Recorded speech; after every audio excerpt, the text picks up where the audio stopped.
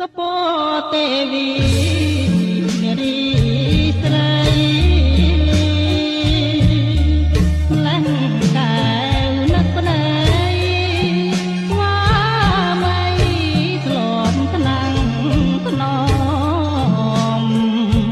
បីបំពុំមានទោះ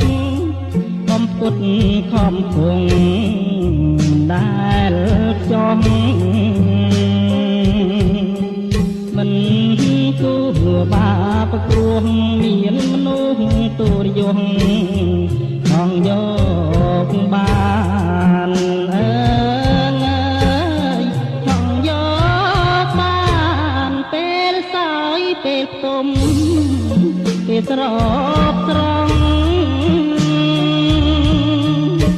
ឲ្យរៀមត្រយត់ត្រយងពេញអង្គប្រានត្រមៃ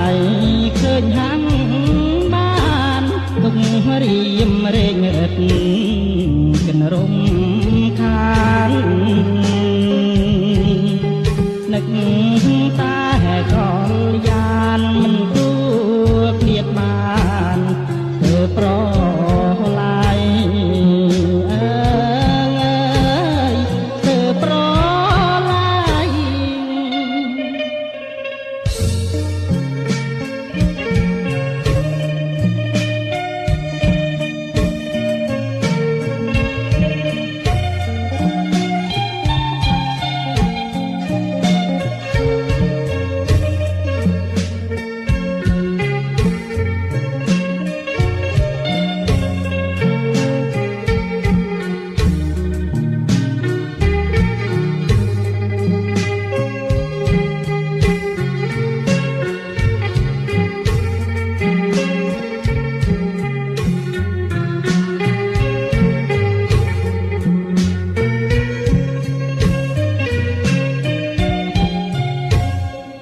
សព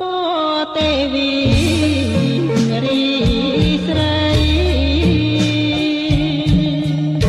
ម្លែងកែវនឹកប្តីស្វាមីធ្លាប់ថ្នាំង